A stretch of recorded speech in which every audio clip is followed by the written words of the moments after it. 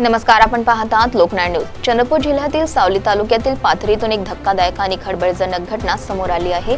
Pathri one विकास महामंडळाच्या one परिक्षेत्रातील मेहा bit कक्ष क्रमांक 160 मध्ये पट्टेदार वाघाचा कुजलेल्या अवस्थेतील मृतदेह आढळून आल्याने वन विभागात एकच खळबळ उडाली आहे। ही घटना शुक्रवार दिनांक 20 रोजी सायंकाळी सुमारे 5 वाजताच्या दरम्यान उघडकीस आली। गावातील काही नागरिक सरपण गोळा करण्यासाठी जंगल परिसरात गेले असता त्यांना तीव्र दुर्गंधीयुक्त वास जाणवला। संशय आल्याने त्यांनी पुढे जाऊन पाहणी केली असता उपकालवा शेतालगत झाडाझुडपांमध्ये पट्टेदार वाघाचा मृतदेह आढळून आला। मृतदेह कुजलेल्या अवस्थेत असल्यामुळे वाघाचा मृत्यू काही दिवसांपूर्वी झाल्याचा प्राथमिक अंदाज व्यक्त केला जात आहे। या घटनेमुळे परिसरात भीतीचे वातावरण निर्माण झाले आहे। यानंतर नागरिकांनी तात्काळ वन विकास महामंडळाला माहिती दिली। माहिती मिळताच विभागीय व्यवस्थापक टी.व्ही.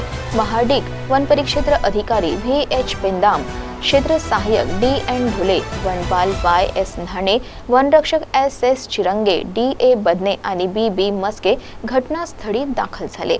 सर्व अधिकाऱ्यांच्या उपस्थितीत पंचनामा करण्यात आला। त्यानंतर वाघाचे शवविच्छेदन करण्यात आले। वाघाच्या अवयवांचे नमुने रासायनिक विश्लेषणासाठी प्रयोगशाळेत पाठविण्यात आले आहेत। मात्र अद्याप वाघाच्या मृत्यूचे नेमके कारण स्पष्ट झालेले नाही। शवविच्छेदन अहवालानंतरच मृत्यूचे खरे कारण समोर येणार आहे। त्यामुळे हा मृत्यू नैसर्गिक आहे की घातपात याबाबत तर्कवितर्कांना उधाण आले आहे। वन्यजीवांच्या सुरक्षेचा प्रश्न पुन्हा एकदा ऐरणीवर आला आहे। लोकनाळ न्यूज प्रतिनिधी सुजित भसारकर, पाथरी।